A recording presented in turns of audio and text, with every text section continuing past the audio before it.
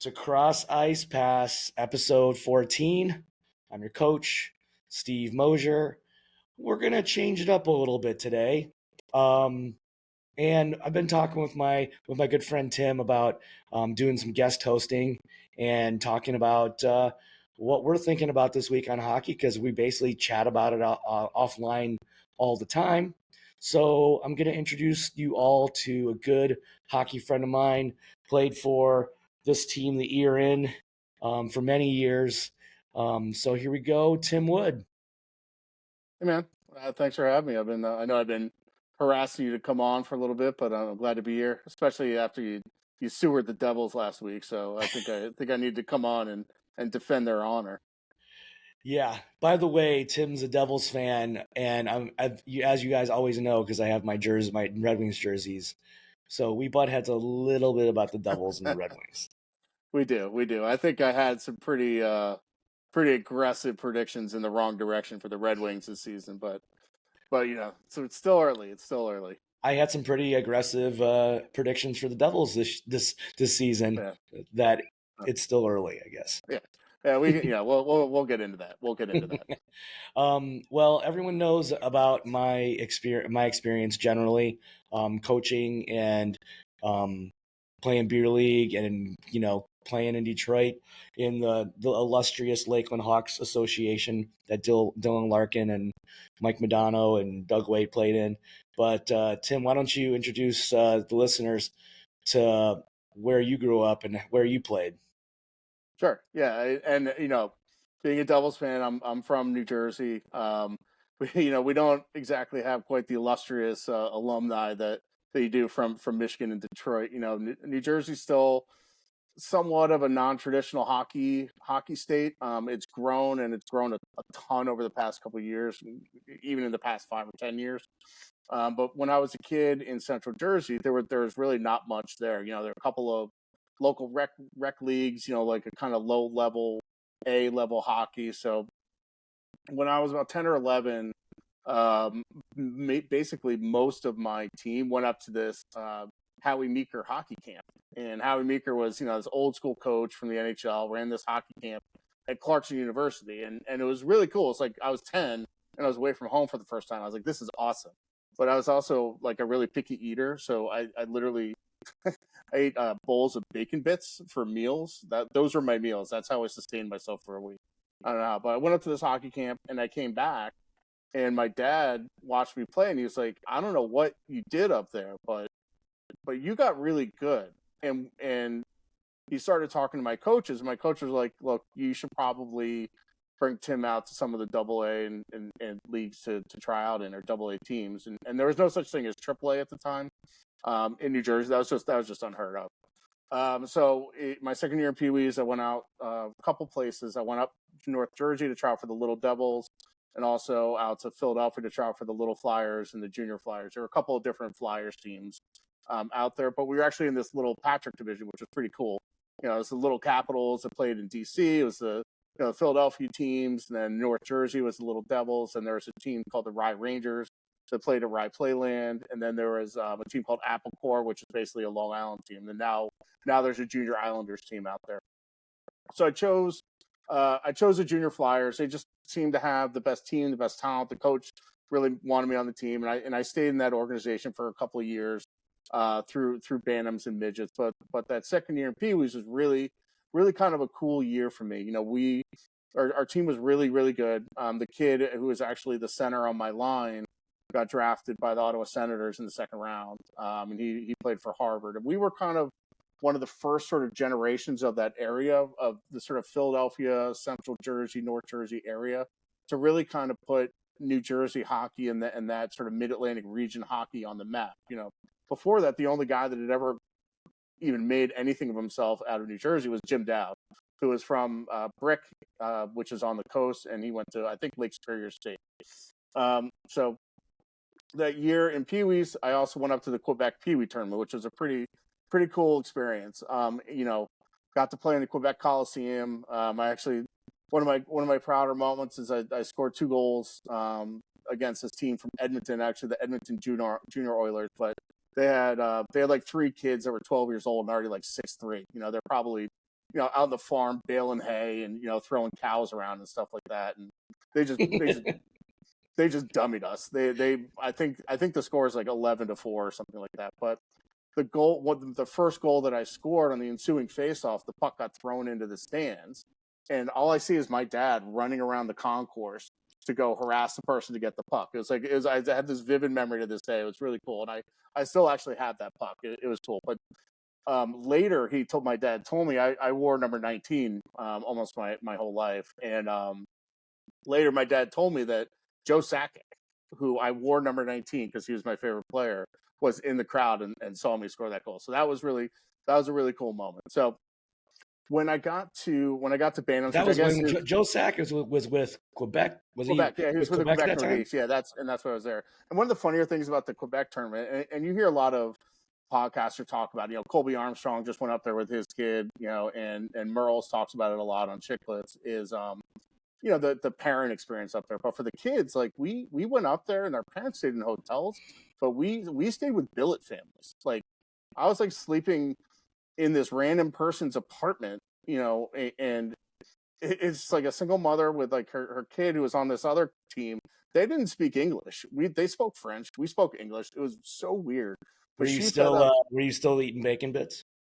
No, I'd expanded my palate a little bit. But okay. But she was making us, like, before games, we were having like huge stacks of pancakes with syrup. It was like she was basically feeding us the same breakfast that Will Ferrell eats in Elf.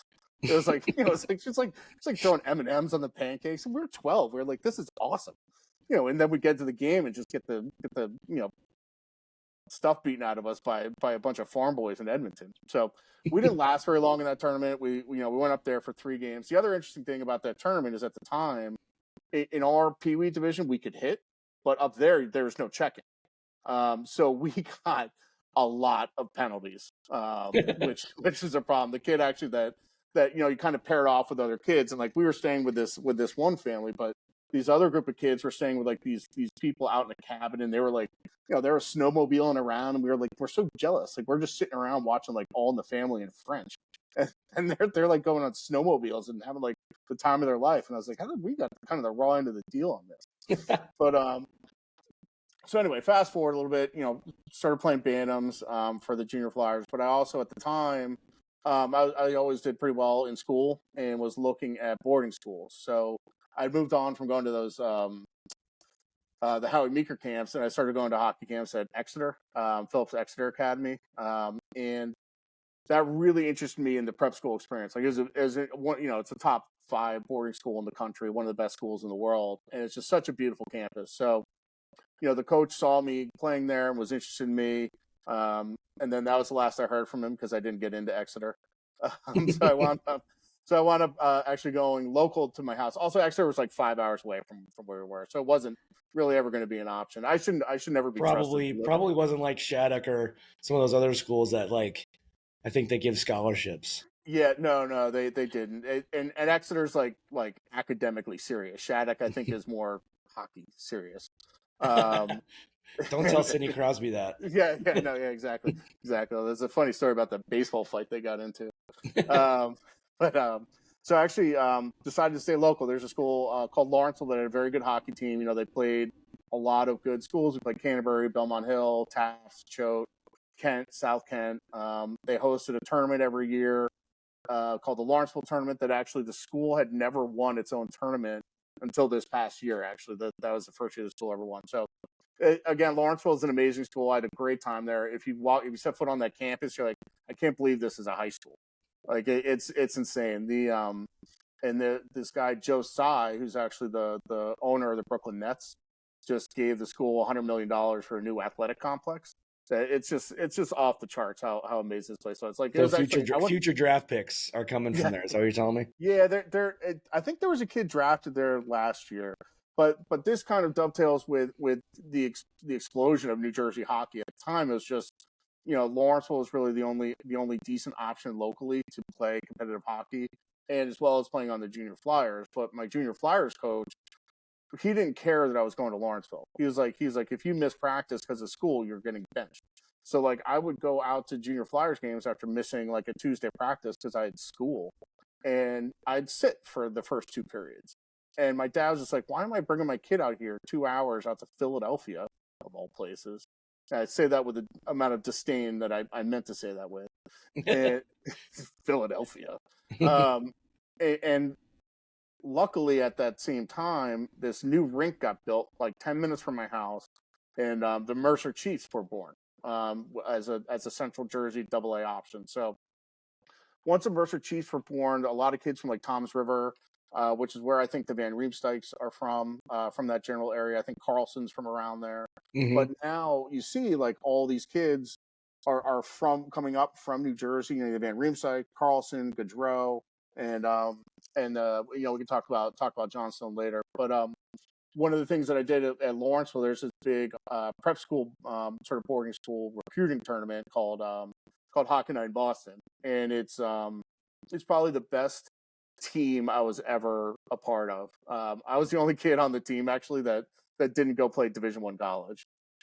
You know, there are kids that went to Yale, Harvard, but you know, there's kids from Canterbury on our team, and you know, Christian Brothers Academy, which is another school in New Jersey that's actually pretty good at hockey. But I'm kind of getting a little off track here. But it was a summer tournament, so my junior year going into my senior year, we actually won the tournament. It was the first time anyone outside of the Boston, Massachusetts region had actually won. In Massachusetts, they have a North Shore team, a South Shore team, a Boston at large team. They must have went crazy in Boston when that happened.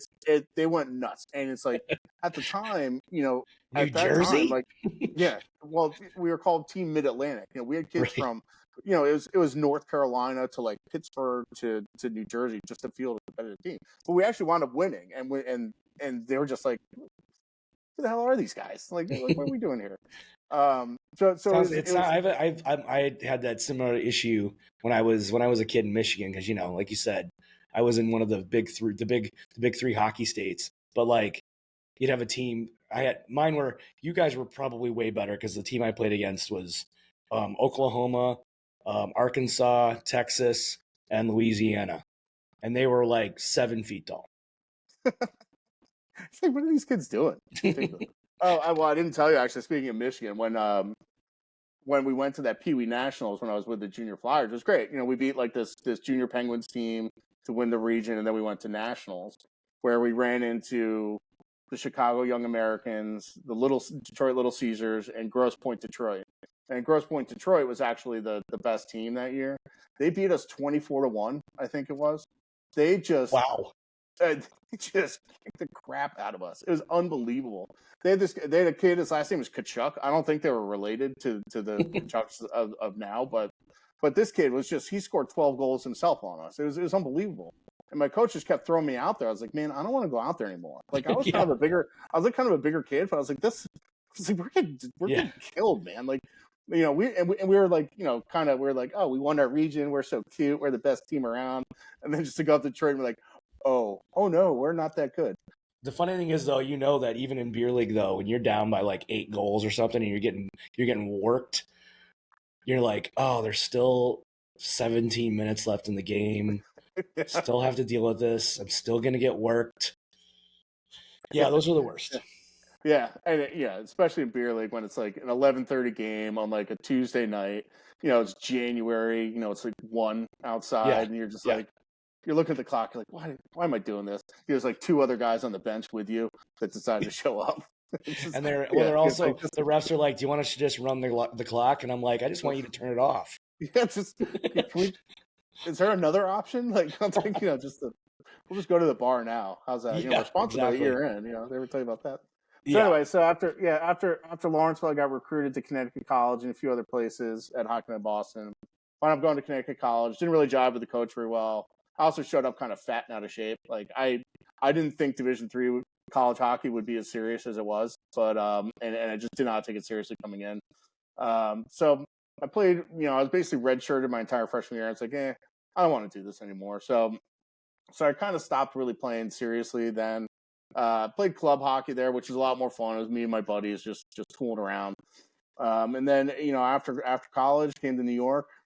Found a league and found kind of my second you know hockey family with all the buddies like you know like you and you know Jason Wallach and all of our ERN guys and and even like all the guys that work at the league now, like Chichi and Tomo and those guys. It's been a lot of fun. It's been like Chelsea Piers is like such an interesting little community, and I really think there needs to be some sort of documentary about the hockey community there. I think Yeah. that'd be really Well, interesting. and then there's like so many, we can talk about our climate or our kind of group, but there's so many others, Yeah, like when I talked to the NYC GHA,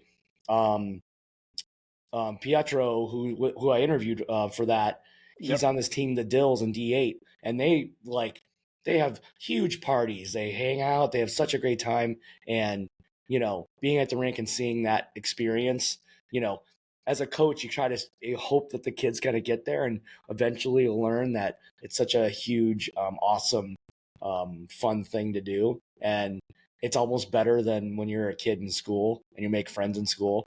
yeah, So I agree. Like and you know this, like I just got back on the ice after maybe like 5 or so years off, and I was like, I don't know why I ever stopped like playing. Like it's like I don't know what I was doing. Now I'm playing on the rink rats, which is a lot of fun. And to your point about like the camaraderie and fun, like I played golf outings with those guys. Like I go like we actually have a holiday party next week. A rink rats holiday party that's always funnily has like a funny theme to it. So I was you a know rink that rat for a minute. yeah. Maybe I'll see if I can sneak into the Christmas party. Yeah. You could be my plus one. Yeah, I was a rink rat actual on the team, and then actually, yes, I'm a rink rat anyway. There you go. Yeah. Well, yes. There you are. Yeah. There are. Yeah. It's and with kind of going back to like the sort of the New Jersey hockey explosion. That's when Chelsea Piers kind of came around, and then the Cyclones were born, and then just all this influx of availability for hockey started. Rinks just started popping up all over Central Jersey. And you talked about it a little bit. I think about you look at like these non-traditional markets like Dallas and even Tampa and Florida. Now Florida has some incredible AA, AAA teams. Like this kid Hmm. Seamus Casey, who's tearing up Michigan, who's the Devils prospect. He's from Florida. That's where Jack Hughes is born. He's born in Orlando. So They live in Michigan, buddy. Take it easy. I know they do. They also grew up. They also grew up playing. They also grew up playing in the GTHL. So Yeah, in and they lived in Toronto. Toronto for a long time. So Yeah, yeah. I know. But it just always cracks me up when I see stuff. It's like, oh, the Orlando native Jack Hughes. I'm like, he's not. Yeah, that's what happens when your Yeah, dad works. When your dad and your mom work in hockey. exactly. So yeah, so that's kind of my story. I all the kids listening to all your listeners, keep playing. It's fun. Yeah, yeah. One thing that I wanted to piggyback off of the New Jersey hockey growth that you were talking about and kind of the switch is that something happened just before we got on our recording tonight that Mark Johnstone played his first NHL game for the Penguins at 27. And Did he you were play tonight? mentioning I didn't see if he he was did actually in the play. lineup. Oh, He that's did play. awesome. Um, and he's got such a great story. But you were mentioning to me that he played high school hockey in New Jersey. Yeah, so I was just looking at his hockey DB and it said that St. Joseph's High School. I think it's just a regular, maybe a Catholic semi-private school. I'm not really sure what it is, but he also played for the North Jersey Avalanche, which didn't exist, when I was around, and that's they Well, also no, have a that's juniors that's kind program. of the story. That's kind of the story program Yeah, that's closest to the city, really. yeah, exactly. Like, and they're, now that's legitimate AAA hockey, coming out of here. We just didn't have that when we were kids. But it's a great story. It's that you never know when you're going to be able to kind of finally get your opportunity. If you're banging at the door, you kind of keep working at it. I'm a little upset at myself that I didn't try as hard as I probably could have. Like I didn't. Another little funny side story is my coach at Lawrenceville, my first 2 years was Rael Turcotte, who's Alex Turcotte's grandfather and Alfie Turcotte's dad. So he was a Chicago guy and brought in all these Chicago guys to Lawrenceville, and kind of the Lawrenceville early in the '90s was we were just a wagon of a hockey team. Like nobody in New Jersey even wanted to play us. Um, but Rael Turcotte also ran stick handling schools. So my summer job was to travel all over the country to work at stick handling schools for like 3-4 weeks on end. I got Well, paid a that's lot. like your thing. When I Well, first met yeah, I you, mean, when you're on my team, I'm like, and I'm talking over to these guys. I'm like, who the hell is this guy with all these? That's just like stick hand because before then, Patrick Kane was kind of just starting his career. Um, it was not like guys just didn't stick handle like that. Now everybody does, but well, yeah, um, it's incredible. Yeah, I know. Yeah, people are looking at me at beer league like this short fat guy just toe dragged me and just roofed one. He's like, I'm not really sure how that happened. I'm like,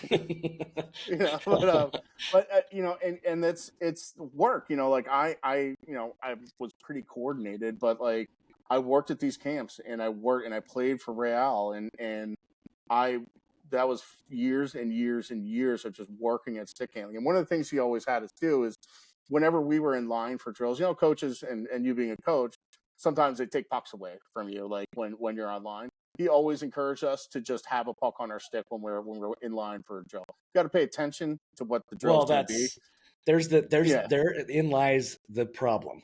Yes. Yes. But we were sophisticated enough that we knew what the drill was going to be, and if we mess something up, then yes, Right. the pucks went Plus, away when the after that coach back. was talking, you aren't going to be like, you guys also had enough stick handling capabilities that it wasn't like kakunk, kakunk, like I have to yell over the sticks or something. Like, Yeah, exactly. And we're also my, not sitting there doing Michigan stuff, but like one of the camps I worked at in Bridgeport, Connecticut. This is in 1995. Um, the two guys that I worked with, they're always a head instructor and then four kind of secondary instructors. So two of the secondary instructors I worked with were Martin St. Louis and Eric Perron, who were teammates at UVM. And this is like when they just graduated UVM, I think, and they returned it up, and neither of them got drafted. So this is kind of their summer staying in shape plan. So I'm like the junior kid on the staff. I just got my driver's license. I can't believe my dad actually let me drive by myself there because I was like just turned 17. But I didn't give me a hotel room, my own hotel room. They made me stay in the room with those two guys. So I'm in a hotel in a Holiday Inn in like the side of 95 in Bridgeport, Connecticut, sharing a hotel room with Marty St. Louis and Eric Perron.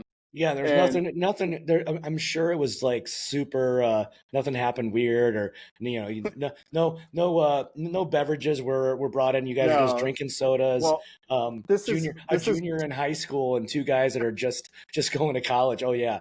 I'm sure well, that was, well, they made me sleep on the floor. They're like, "You're not coming into my bed. No, you don't come to my bed." But where I realized, I think, this is kind of in retrospect where I realized like my career wasn't going anywhere. Is they're like, "Hey team, you want to come for a run?" I'm doing a terrible French Canadian accent, but they would just go on 10-mile runs, and I was like, you know what? I'm just gonna sit here, and I ordered Domino's pizza, and I'm like sitting in bed with like just grease all over me, and they come back from a run, and they're like, "You should have run with us, Tim." But it was a wild the experience, and bacon now like bits. it's the bacon bits. Yeah, well, you got to get the If you would have Domino's with a little started now bacon. with bacon bits in that friggin' tournament, you Uh, probably would have been ready to run for them. But yeah, no, I didn't run in high school. I yeah, mean, just yeah, I got by on ability until I stopped growing, and around, I was on some draft lists when I was like 15, 16, and was no longer on those lists by the time I was 17, 18. well, Um, that's because they weren't. But the thing is, nowadays someone can say, "Oh, I got a URL or a link to find that list." But actually, when we were younger, it was written. yeah, When yeah, it was exactly. gone, it was gone. Like I actually, yeah, I love hearing those types of stories. Like I think Chelios has a great story. How he was like his two buddies from juniors just sitting out on a lake drinking beers while the draft was going on, because it's like they didn't go to the draft. They just kind of were just hanging out. All three of them may or may not get drafted. They don't know. Then they got a phone call like 3 days later, like, "Hey, you got drafted." And the mom picks up Yep. the phone. It's like, Chris, someone's on the call on the phone from Chicago. Um, Ken Reggett mentioned it in the last episode that when he got contacted by the Toronto Maple Leafs, he was having dinner with his billets, and the guys that he was going to school with also were on the team because billets usually go to the same high yep. school and stuff like that. So um, they had, so I joked with him. I'm like, "You still had to go back to school?" And he goes, "Yeah." I'm like, "What?" Because now you think of the draft and guys are wearing suits and it's like a big old thing. Oh yeah, Um, yeah. although it was because he was drafted in '86, and Lemieux was drafted in '84, and it was it's like the top tier guys, because I think Reggie was drafted Yeah. 45th. But like the top like 20 guys would show up in a suit, at some I seem to special remember spot. it was yeah. I seem to remember it was still a bit of a production, Yeah. and it was on TV every now and then. I think I'm not. We were what, like 7 or 8 at the time, so Well, I'm not. I was able to kind of see that stuff just because Michigan's right next to Canada, so we had CBC. So Oh, I you don't know did? if Oh, New that's Jersey had interesting. Canada to that. So I used to watch Hockey Night in Canada in Michigan. No way, did you really? Oh, that's really cool. On with an antenna TV. Oh So yeah, well, yeah, where you had to put to play video games, you had to put it on channel 3, yeah, yeah, and like yeah, it like really long movies, you had to like switch the VCR tape. yeah. But where I grew up, actually it was cool. I got the Philadelphia stations and also the New York stations. So I got Rangers, Devils games, and Flyers games. But really playing in those You know couple what years. I'm sure was great back then? Not blacked out Yeah, like I they are know. now. Yeah, that's it. I and you know that I work in that industry, and it's just like Yeah, I get what they have to do from an ownership perspective, because a lot of and there's actually a lot of press about it recently about team valuations, and a lot of from what I understand anyway, is a lot of the team valuations, a big chunk of that are the media distribution partners. So like a huge chunk of the Rangers value, I believe, is tied up in the MSG networks, and those would go away if there weren't regional blackouts. They just launched an MSG Plus app that it's something preposterous, like $300 a year or something like that. sounds awesome. It's like what? No, Bad enough I have to go to like sit in the last row, because the last row at MSG, I don't know how it is now because I refuse to do it. The last row used to be directly behind the row in front of it. So if you were in the last row, the person's head in front of you was all you could really see. Oh, really? I don't think I've ever sat in that row. Yeah, That sucks. yeah. But on the other hand, $150 though, though now. yeah, of course. On the other hand, though, like with ESPN Plus and Hulu, I could watch any out of market game I want. Like, which Yeah, is kind of cool. Like, but and I should be able to you're not watch. wrong. I should be able to watch a Rangers game without having to buy an entire cable package. Yes, And I feel like the streaming platform and the streaming technology of it should be figured out. I agree. I agree with you, and it's coming. That day is coming, and like there's this Bally's bankruptcy, may kind of tip the scales. Or sorry, I'm kind of mean like accelerate that process, because they were the regional partners for a lot of Hmm. networks. Like like the Kings, I don't think had an actual regional broadcast partner until like right before the season, and then a Yeah, couple other guys are doing these sort of over the air type of channels. Like I think Arizona's doing it. And I think Vegas has some sort of arrangement like that too. But yeah. it's I like being able to watch a lot of those games. I wish I wasn't such a pumpkin, and like the Western Conference is just unbelievable right now. I wish I could stay up. Like the Devils played. Their game started last night at 10:45. Yeah, I yeah. was like, what am I doing here? This is crazy. But yeah, I don't know. I don't feel so bad for them out there because they had Gretzky at one point. They had Gretzky first, so it's not our fault. It's Yeah, their it's fault. it's all cyclical, right? Yeah. I think we should move on to. Glad we know all about Yeah. a little bit about New Jersey, a little about you, Tim. I know a lot about you, of course, but Yeah. I'm No, glad the it's listeners fun to know. talk about.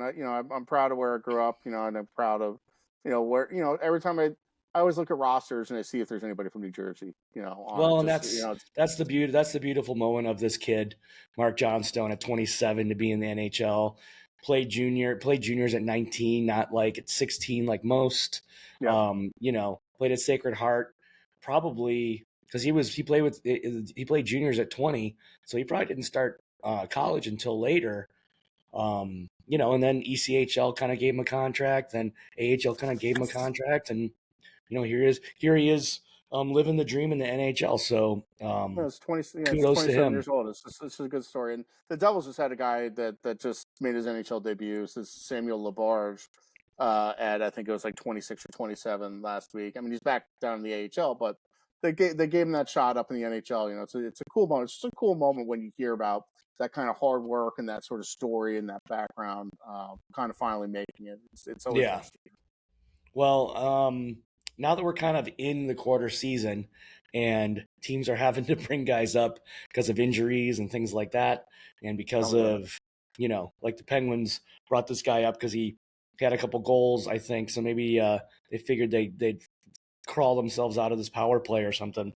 But I think we should start in the West. I think that's a safer spot because we know less about that, but it's been pretty impactful. Listeners, if they recall, or just to remind them, my pick was I had a big pick was Dallas Stars. Dallas still has a chance, but they're not looking like the favorites in the West. I think the Canucks are now a threat. The Kings are now 11-0 away. They're on that big stat, and then the Coyotes out of nowhere. The Ducks, They are I so thought fun to I watch. thought the Ducks would be good, and the Ducks started out good, and then they're starting to find the just like the Price is Right. They're starting to find the bottom of the mountain. Yo Yeah, yo the yo. oh, look, I still think you can ride with that Dallas pick. Like, they're a really good team. Joe Pavelski's not slowing down. Rupa Hintz is nasty. Jason Robinson's nasty. And whenever you have a world class goalie like Ottinger, like there's, you wouldn't bet against them. The only problem is that they're in the West right now. Yeah, Team And USA, baby. we can talk about that too. But I still think the West still goes through Vegas. Those guys did not skip a beat from last year. Like, they are big, fast, deep. Like, they're rolling out four lines. They probably, I know Biz got kind of killed for this a little bit, but between Vegas and LA, they're built very similarly. They're both these Mhm. big, fast, deep teams. And LA, what a gem they found in Cam Talbot. Like, this guy's having a great season. Quentin Byfield is emerging and becoming the guy that they thought they were. They have those shiny silver buckets. I love those. They're so cool. You hate them, don't you? Yeah, I'm a little old school. Yeah, I Um, know. I know. I don't even know if the thing is that's funny. I had a matte black helmet one time, or actually had a matte white helmet, and I got rid of it within one season. Oh, really? Well, The matte black helmets that Vancouver rolled out, those were pretty yeah, cool they're pretty looking. hot. With the Canucks blade jersey, like that Yeah, was a good look. it's pretty But fun, and it's pretty fun to watch Quinn Hughes fly around. Quinn Hughes has the most. He's had the stick on his puck more than anybody. oh yeah, did you get that from Or that puck on Edge? his stick. Puck on his stick more than anybody. But hey, we're filming this late on a Friday night. People, cut us some slack. But you also mentioned Arizona, man. They are so much fun to watch. Like they have this kid Ingram in goal who's like suddenly emerging now shoving Vimelka to like the backup role.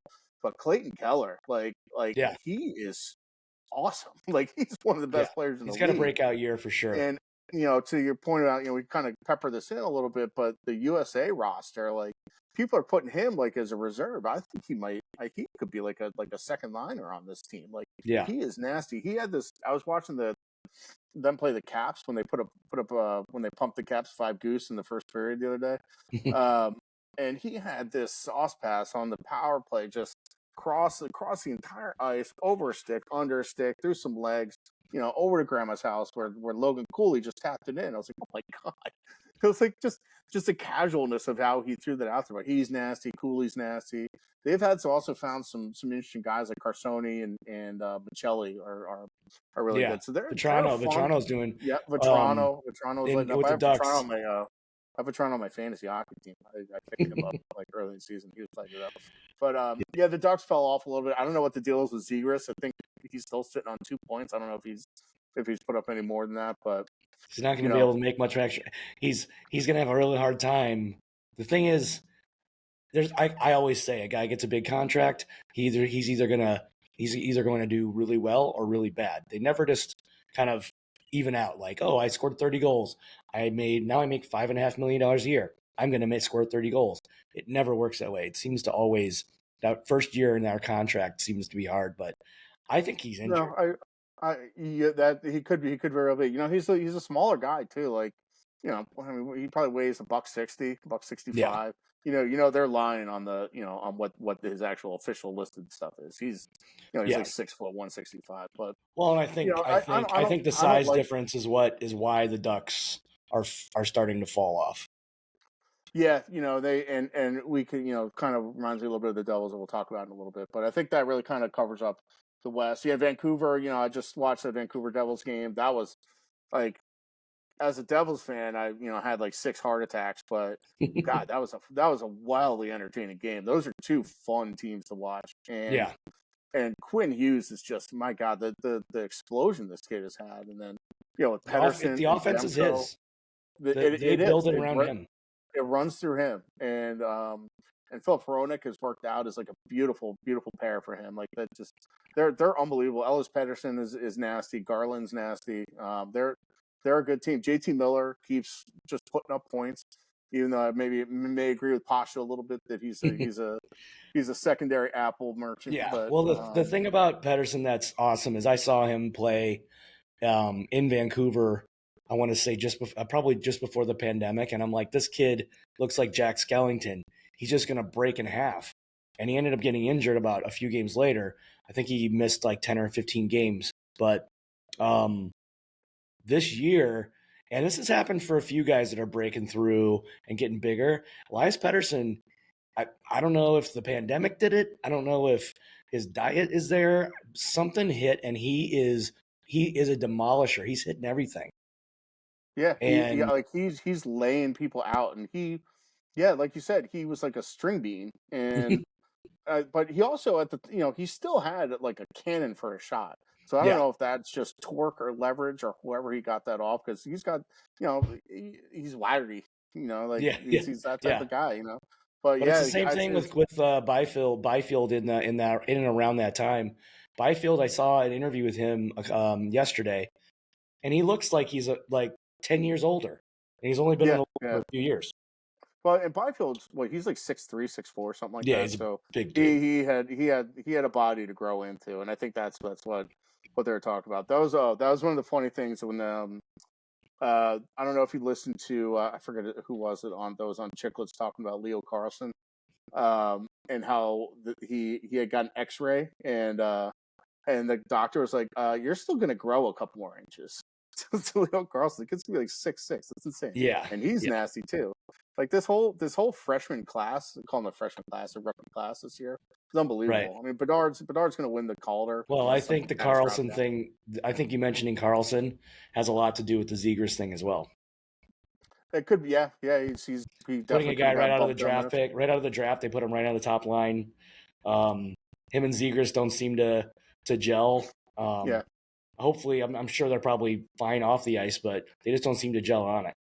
Yeah, no, that's a very good point. And what I was saying earlier is, like, honestly, I wish I could watch more games so I could be more informed about it. I just don't get to watch a lot of their games, and honestly, because they're not very good, I'm not going to actively choose to, like, not get Right. sleep and watch the Right. Anaheim Ducks play. Sorry, Yeah, I'm not watching a but lot. I mean, I want to watch Blackhawks games, but I don't really want to watch Blackhawks games. yeah. Um, so I don't know if you had anything else to talk about the West Coast, but, well, with Vancouver, the other, one thing about Vancouver is they're 5-6 in their last 11. They've come down to earth a little bit. There's a good hockey podcast called the PDO Cast with Dmitry Filipovich, and he talks about PDO, which is basically puck luck, and their shooting percentage and their save percentage, and kind of the combination of the two. It's almost like an OBP of sorts in baseball. Right.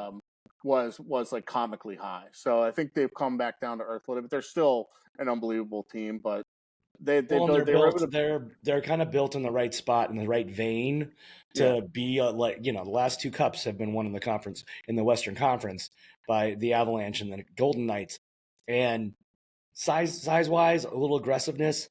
Having two goalies that are really good is kind of a yeah. model, becoming a model now for a lot of teams, especially because the Golden Knights won with like an entire team of goaltenders.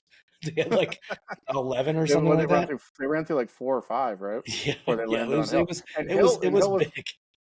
was like, what did San Jose dump him for, like, a 5th-round pick or something like Yeah, that? yeah, Like, yeah. and that's why I still think Vegas, like, their lineup didn't change. They lost Riley Smith. I think that was kind of the Yeah. only major thing that happened to them. But if you look at their decor, those guys have been playing together for 4 or 5 years, and that really, I think, is starting to emerge as something that's really, really important. Maybe not emerge, but defensive chemistry is so good, and that's why I think they won with Aiden Hill, is because they're all big, they're very mobile, and they just clog the middle and keep Well, and guys to the outside.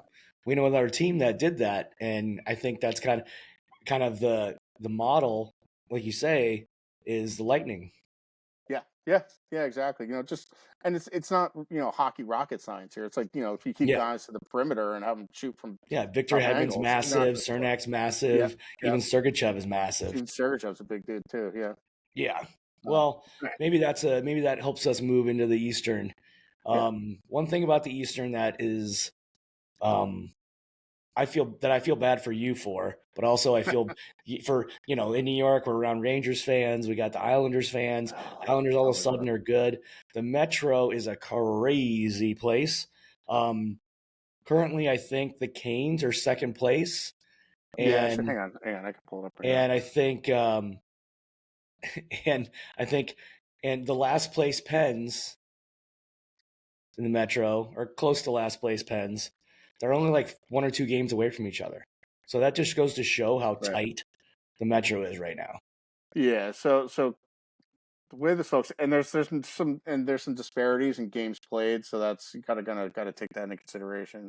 But Yeah. Columbus is trash. Like, Yeah, and I didn't you say talked that. I said Pens were the last because Columbus is basically the last, but yes. I don't count them. Well, Columbus has also played 3 more games than the Pens, and Right. they have 2 less points. So Columbus is by far in last place.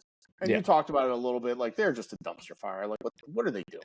I gotta say one thing though that I've been thinking about is that because Kent Johnson's back now. I don't know why they sent him down. I can't believe it. But that seems so silly to me. every time I see a video or like any photo of Kent Johnson, he reminds me of Anakin Skywalker, and it drives me crazy. That's funny. He That's looks really just funny. like Anakin Skywalker, and I'm talking like, the Hayden Christensen one. Yeah. And I'm just I'll look that. Yeah, not James Earl Jones, right? no, no, I just can't handle it. It's just like he looks so much like Anakin Skywalker. Now I'm never going to be able to look at him the same way.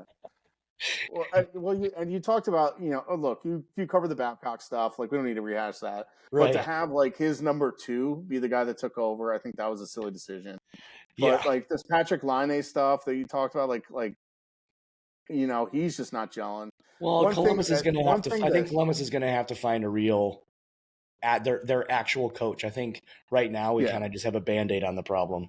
I think they wanted like noise to calm down a little bit. Kind of, the Ottawa, they were saying the same things out of Ottawa. It's like, we need to just not have as much chatter about our team so we can figure this out. But one thing that does warm my heart is Johnny Gaudreau, who turned down the Devils because he said, quote, "I want to win hockey games," end quote. So, sorry, Johnny, buddy. You're a Jersey boy. Love you to death, but you're going to be on Team USA, but you're not winning hockey games. Did he really think that Columbus was going to have more wins than the Devils? Said, should we like go backwards and talk about the New Jersey education system or something? Like, what's going on? I went to boarding school, man. I don't know anything about that. And it's funny because he's like, I want to go back to the East Coast to be closer to my family, but we're not that close to my family. So it's like, what's going on in his family that he's like, I just want to be like kind of a plane flight away, not like he should have just moved. He could have started playing hockey in Barbados or something. Like Ohio was I think I would say probably in the last 5 years, the Johnny Gaudreau going to Columbus is maybe one of the wildest things it really was ever thought about. Yes, I understand you want to get away from Calgary. Calgary is, Calgary and Winnipeg, sometimes players, listen, guys become pro hockey players because they want the pro lifestyle. And and I'm sure Calgary and Winnipeg offers that, but it's not New York City. It's not it's not tax-free Florida where you get to go to the beach. Yeah. Well, and like, you look what's happening to Jonathan Huberdeau, man. Like, that guy was living the life in Florida. He had like a garage full of Ferraris and Lamborghinis, and now he's up in Calgary, and it's just not clicking for him. And he drives like an F-250 in the snow, and he's just like, "What happened to my life?" He's filled. Yeah, I he's live, filled right yeah, in. yeah. He's just like, this is not, this is like, Although I do have to whatever. say, in recent weeks he's been playing better, but Yeah, he he's has. starting to find his place, I think, on the And Calgary he seems Flames. he's like a guy like, not that I'm even close to him, but he sort of reminds me of the way I would play. So he's kind of a guy that I just sort of root for. He just seems like a decent dude that I want to play. And I hate seeing people suffer. Like, that picture of him on the bench when he had his head down, I was like, oh man, that sucks. Like, Yeah. I don't like seeing that, and I don't like seeing guys get hurt and badly hurt. But going back to the Metro, Yeah. you're right. The Rangers are running away with this. That hurts my soul. Currently, but That hurts my soul. President's trophies don't necessarily win Stanley Cups, as I we know except for the from last time the recent Rangers years. won the President's Trophy, which really kind of annoys me. Yeah. And but whatever. If they want to win a Stanley Cup every 30 years, have at it. We'll still win. We'll still win 3 in between. Well, and it's just like they say on the other podcasts and stuff. The thing that's tough is that I would really love to see the Devils play the Rangers or the Rangers play the Islanders, because that would just be cool for the city of New York.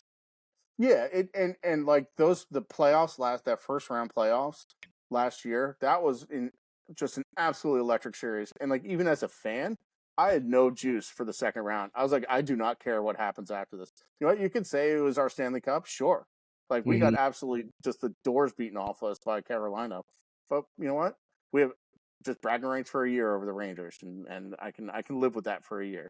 But just looking at these Metro stats, like Phillies in second, and then the Islanders, Carolina. So Phillies in second with 30 points, Islanders, Carolina 29, Washington Devils 27. So there's like 4 points, or like 3 points separating sixth place and second place. I don't think the Flyers are going to sustain anything. I don't think so either. This is Tortorella, man. Like, and honestly, I didn't know much about him as a coach. I always heard he was kind of a jerk, and thought he was, some of his commentary was kind of a little bit. Yeah, like but that's new. That's the news saying how he is versus players, and I feel like I know, a lot of players say they like him. And that's what I'm starting to hear. And there's been, I don't know why it is recently, but I've seen a lot of guys like Del Zotto, who's just on Chicklets, and then I saw someone who was on Empty Netters the other day that was like, they all say, like, Torts made me a man, taught me what it was like to play in this NHL. And you can see he gets the best out of his players. Like, some of these guys he has playing, like Carter Hart's bounced back a lot, but this Konechny kid, he is nasty, and he scores 2 goals on every single game against the Devils. You just, like, if you're a gambling man, Konechny 2 goals against the Devils anytime. It'll happen. Travis Sanheim has emerged. I think the thing with them that's pretty wild, though, is the fact that Tortorella probably pisses off some people when it comes to that he coaches, but I think that out of all the coaches we think that kind of are old school, maybe Laviolette, guys like that, Laviolette's also good at doing one thing that I'm about to mention, which is they're adjustable. They're willing to change to the game, and you can't treat players like you did in the 80s, 90s, Nope. even early 2000s. It's a very different game nowadays. It's very, very different players that come from very different types of training, that come from very different types of programs. So, and I think Tortorella is starting to kind of realize that after getting booted out of a few teams, that maybe this is the right one. But he also, you hear kind of a different way that they speak about Tortorella, like guys that play for him speak about Tortorella relative to like a Babcock or Claude Julien or some of these other kind of notoriously tough coaches. Is they always say Torch was honest with me and forthright with me and always let me know where I stood. Babcock's playing these mind games. Julien was just playing mind games. But Torch will let you know where you stand and what you're doing. He sat Farabee. Farabee had like less than a minute of ice time against the Devils the other day, and this is after Hathaway got kicked out of the game. And we can talk about that in a second. But Farabee got a minute of ice time, and they had Torch's ass afterwards, and Torch was like, "Yeah, he didn't listen to me," and that was it. And it's like it's a pretty simple formula. He could be hard on these guys, but he's honest and forthright. And I think there's you can be honest and forthright and hard on people and still get them to respect you as a coach. And yeah, it may not be for some people. Yeah. I probably like me personally as a player, I was soft. I was soft as green little baby poop, and and I probably was like, oh, I don't like this coach. He's mean. Yeah. Well, some would claim that I'm that way, but you're tough.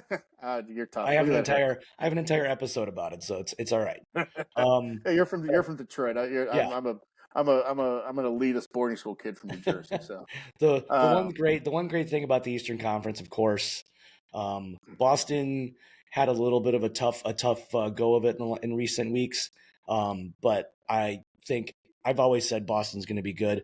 I'm actually surprised that they're as good as they are. I think that they could be in a hard time down the road. I think maybe by the All-Star break, I think that they're not going to be so far away from the other teams in the Atlantic. And I think the Atlantic's going to tighten up as well. The Atlantic is already tight. Toronto's in a wild card spot. So I just think that I got to say I'm pretty happy with my boys, but Detroit is having a serious problem. I'm going to jump a bit here to the fact that Showtime is in Detroit. It's time. I'm glad. Patrick Kane's in the Detroit Red Wings. I mentioned it in the last episode. Anyone can talk to me privately about it, and I'll tell you how I really think. Because the real answer is this: is that Patrick Kane, if he doesn't score, we're not losing anything. The Red Wings are still a good team. They're showing that they're still a good team. The problem is with the Red Wings right now is that they can't hold a lead. And defensively, they're really in a hard spot.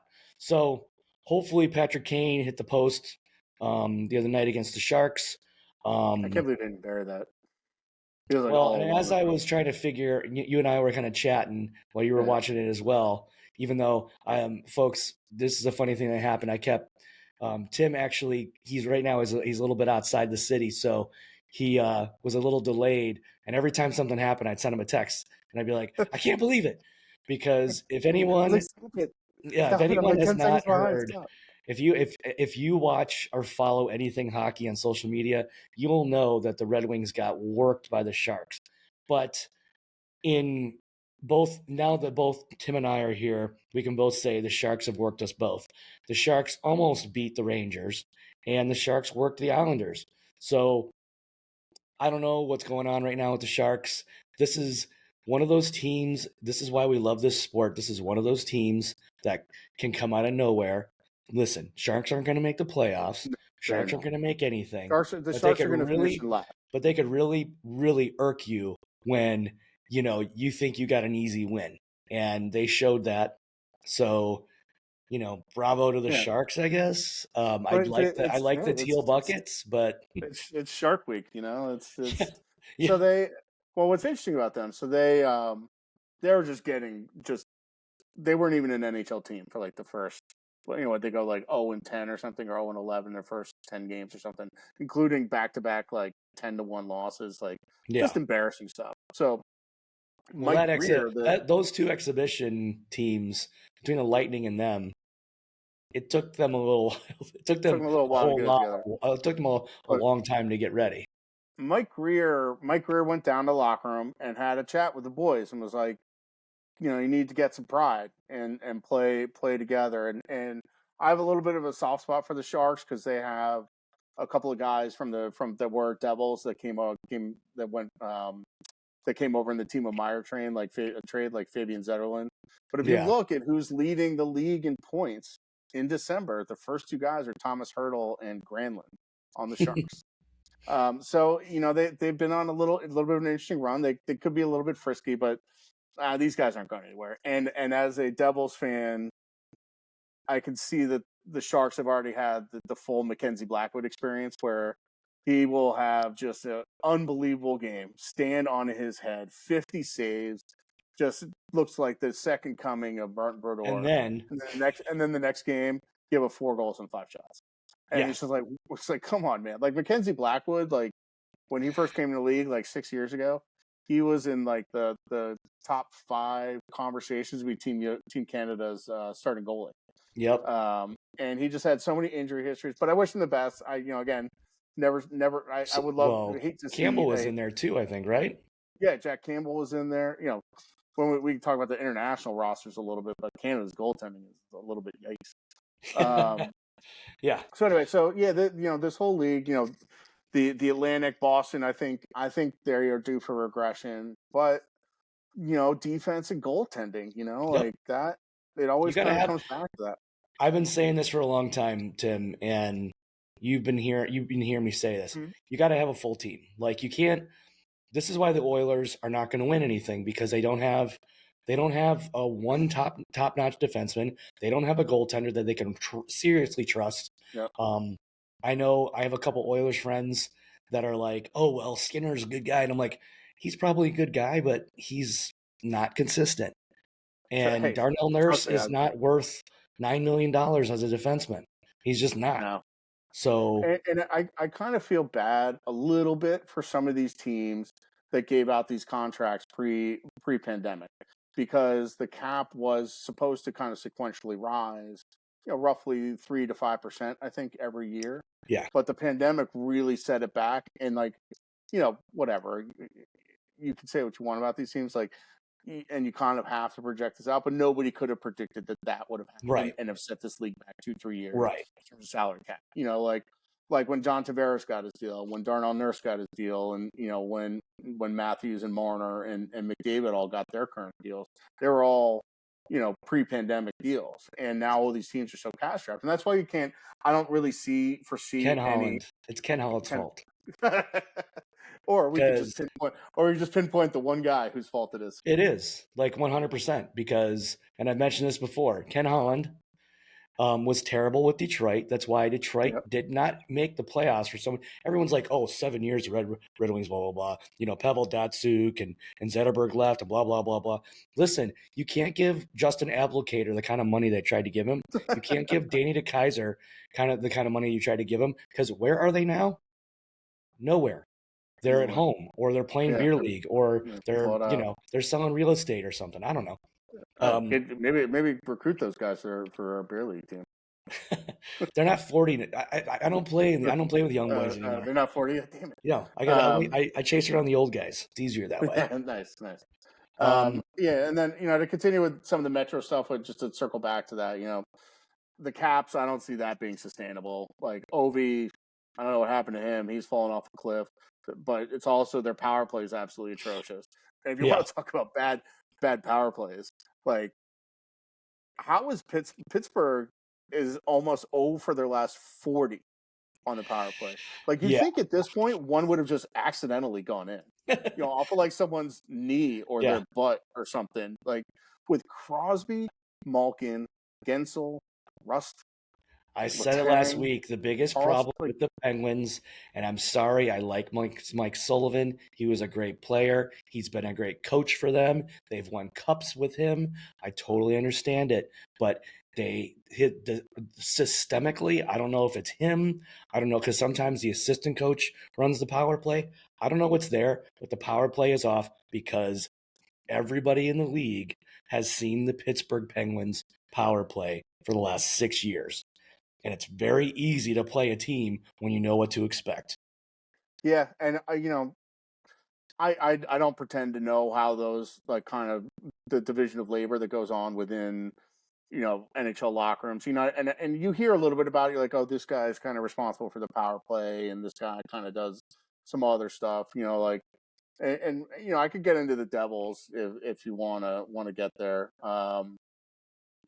Their power play is number 1 in the league right now. And they brought in Travis Green, who replaced Andrew Burnett. And there's some chatter in the Devils universe that losing Andrew Burnett as a coach is one of maybe the reasons that this team has taken a step back a little bit this year. I don't necessarily think that's the case, because Burnett was supposedly in charge of the power play, but I don't think they have a guy like that just working on the power play. Like Well, he's I definitely also involved. think that Jack Hughes getting injured. I think Dougie Hamilton getting injured. Having your not only your main guy in the back end, but your main guy up front getting Yeah. injured. Well, Kind of the their face main of two the guys up team. front. Yeah, So Jack Hughes and Nico Heischer were both yeah, hurt for maybe 7 to 9 games. So look, they brought in some decent depth, but it was third and fourth line depth. You know, when you're right. running out Michael McLeod as your first line center, like you're not going to win games. And the biggest concern coming into the season was is the goaltending going to hold up in combination with a relatively new decor that's basically a third of it got rolled over. Well, listen, you just said it about the Golden Knights. Took them a lot of years to get there, and the Devils have only been in this in this like top tier team for 2 years. Because I remember 2 years Well, ago trying to get tickets yeah, and they were like $20. Now yeah, they're three times that. yeah. And yeah, I mean, and look, like people that thought that the Devils were going to replicate last year, like they set franchise records across the board and everything last Right. year. They were not going to come back to last year, and they did lose, Graves and Severson on the back end, who actually were their number one and number two shot blockers. And you could see that they're just not getting that. They're not getting the shot blocks. But Vitek Vanacek. I was a staunch defender of keeping Vitek and Akira Schmid as a goalie tandem and not mortgaging future assets to try and go get Heidelbeck or Saros or someone like that. And holy shit, that has backfired. Like Vitek Vanacek is just not You a good guys should have goalie. went for Hellebuck. I could name 5 teams that should have went for Yeah, Hellebuck, I know, and especially God, because well, he didn't sign fast enough. but He was there. he was definitely there. He was definitely there to be taken, and but God knows what they were asking for him. You know, that's the thing, and I never saw any sort of reports on what was being asked, Right. but when the Devils were coming in, and I think what a lot of us kind of drank the Kool-Aid on was this forward core. You know, and when they immediately lost Jack, they immediately lost Nico. Timo Meyer's been hurt and isn't himself, but they have Timo Meyer's still these afraid of couple. Jacob Truba. No, Timo Meyer got. Oh, stop that! Timo Meyer got right back on the ice and was like, "That was a clean hit. You blew me up because I lost an edge. That was a clean hit." Hey kids, because my head was down. Yeah, okay, yeah, maybe he can go. He can go paint somewhere on the Upper West Side or whatever. Truba is dirty. Yeah, he's throwing Well, elbows at oil canvases. But so to kind of sum up what the Devils are though. Now Nico Heischer's back. Jack Hughes is back. Since they've both been back in the lineup, and they've kind of both the lineup has been a little bit healthy, minus Dougie Hamilton. That's an injury you can't replace. But I'll talk about him in a second. But with Nico and Jack back, they're now 5-1 in their last 6 games. And the one loss was to the Sharks, who we just talked about were a little bit frisky. So now there was a lot of talk about like we need to go get a goalie. And aside from a pretty brutal Sharks game, Akira Schmid's been putting up he had like a 912 save percentage and like a 2.8 goals against average. So he's actually now kind of becoming the guy that we thought he was. He had one bad game, but everything else has been good. Vitek Vanacek, we don't know where his head is. He loved this hibachi place in Jersey City that was across the street from his apartment that shut down, and the second it shut down, his game fell off a cliff. That was in like March of last year.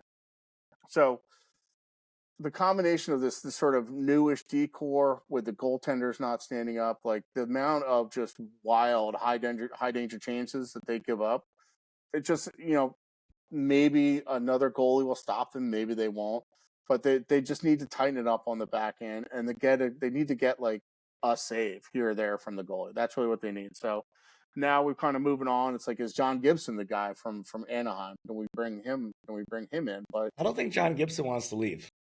well, that I kind of agree with that. And apparently his wife is also expecting a baby too. So like, I wouldn't want to leave Southern California. And like, look, I love New Jersey, but I'm not leaving Newport Right. Beach to go to Newark. Yeah. Like, Hoboken's It's fun. just John Gibson has been the talk about moving somewhere else, around the league for the last 3 years, and he hasn't. But the other thing that just happened with the Devils too is that top kid we had a lot of fun on Devils Twitter with the way the ESPN guy was pronouncing his name. He's Slovakian, so his name is Shimon Nemec, but this guy at ESPN was calling him Shamon.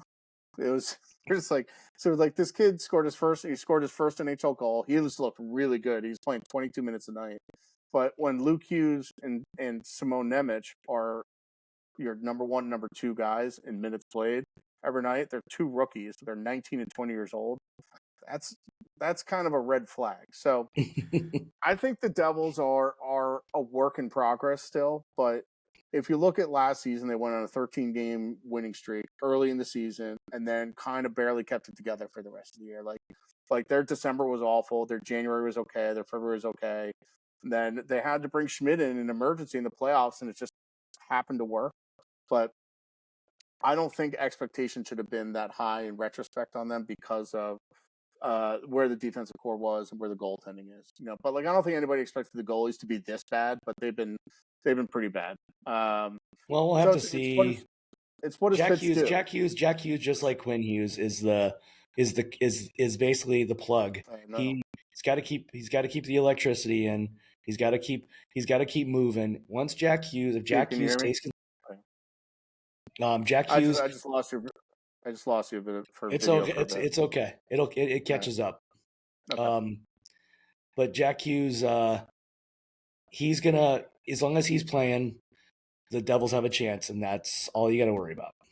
I agree, and and what that Vancouver game, that was so cool to watch. Just the three of them on the ice, like the picture. Well, that actually brings us. That's kind of a good segue into our big segment. Happy, surprising, not surprising, and pretty unusual. Because the first thing we wrote down for happy was the Hughes brothers were giving a lot of sibling love. Some of it we heard, some of it was great to see them taking their photo together and then playing a pretty hard game against each other, and all three ended up on the score sheet. Yeah, and I think actually Quinn was originally credited with a goal that wound up being a deflection, but it was funny that they took the picture beforehand, and there's a pretty funny hot mic moment that I won't mention here to try and keep it PG, but right. If you look it up, Luke says something pretty funny as they're taking the picture because he's like pulling away, thinking they're done, and the photographer's like, no, more, and he's basically like says something. It's hilarious. I'd go check it out, but. Yeah, like these three are just so much fun to watch, and how cool is that? Like, and I even put something on Twitter the other day, like Luke and Jack connected on an OT winner against Philadelphia in the game where Luke got murdered by Garnet Hathaway, which we can talk about that, but yeah. But Luke burying that. I don't know if we should talk about that because I have a lot of things to say about Luke Hughes not being able to understand how to take a hit. And so does a lot of the NHL. So I think one of the things that you'll watch in Luke Hughes' game is he doesn't make the same mistake twice. And he admitted it. He admitted in his interviews. He's like I got to be ready for that. And it's you play to the whistle. It was it was boarding because of as it goes by the rule book, but it wasn't 5-minute major or game misconduct. No. And you and I know because we both played contact hockey growing up, like sometimes you got to take the hit and not try to give the hit back. You can't be TJ Oshie or Moritz Seider all the time where you're just big and you can kind of push guys back. Or like sometimes he should have just taken the hit. Buried Moritz Seider. Was that what you said? Well, take it easy on the small shovels. But no, you have to be able to take a hit. In that moment, Luke Hughes should have just saw it coming and taken it, and it probably would have saved him. The reason, and the reason why, obviously, is the linesman really muffed that call. So this no touch icing, it's the whistle supposed to be blown at the hash marks, right? Right. And he didn't blow the whistle until the goal line, but Luke expected it to be icing because the refs' arms were in the air. Sure. So he kind of let up a little bit. But to your point, the whistle hadn't blown yet. You got to play to the whistle, and you got to be ready for that. But like I said, dude, the collective oh no from Devils Twitter, because Jack was hurt, Nico was hurt, Timo was hurt, Dougie was hurt, and then Luke just got sent into the snack bar. We were like, oh God, what happened to him now?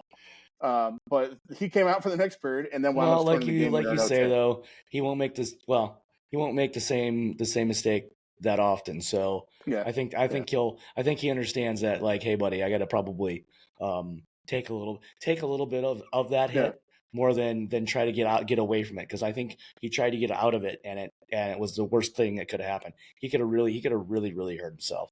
So And and if you want to talk about this a little bit, like I think Torts' post game comments were pretty interesting about being able to take hits now in this league, and this kind of being this yeah, no hit well, league that's now. what we talked about already. Yeah, Torts, yeah, the players like him as a coach because he likes to have them play hockey, and that's exactly what he said. He goes, that's hockey. He also yeah. said he hates when guys after a hit have to go and that turns into a fight. But I hate that too. Like why yeah, does every decent hit have to go and turn into a fight? Like if yeah, it's dirty, yeah, then you go after him. But like if Gretzky got pounded in like 87, just like for a hit, even though I didn't really. Maybe this is a bad example because he had Dave Semenko on his line, but yeah, yeah, you know what yeah, I mean. Like if a high flying guy in the 80s 90s got hit, hey, like keep your head up, kid. yeah, Like when Lindros got buried by Scott Stevens, like nobody came to fight Scott Stevens. yeah. So Well, it's the next thing on the happy situation is Kucherov is on fire. I use him as everyone that I coach with or coach around kind of talks about Connor McDavid a lot. Kucherov is on pace to have his fourth 100-point season. I think he's one of the most underrated players in the league. He's probably in I could easily say he's in the top 5, definitely in the top 10. Kucherov, when I talk to kids about watching Nikita Kucherov, he does not overdo anything.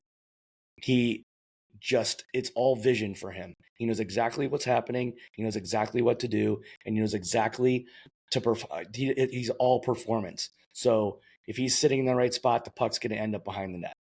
he doesn't waste movement. He doesn't do stuff to do stuff. You're exactly right. It's like he's in the right spot. He knows exactly where to be, and I think him and Draisaitl are probably the two best passers in the league. Mm-hmm. Maybe there are a couple defensemen that you could throw in there, but for forwards, like just like what he's done in his career, it is wild to think like, yeah, this guy might be underrated, and maybe it's because he spent a year on the shelf and came Yeah. back off of LTIR, but he is having that like, hey, I'm still here and I'm still nasty type of season, and Yeah. he's just lighting it up.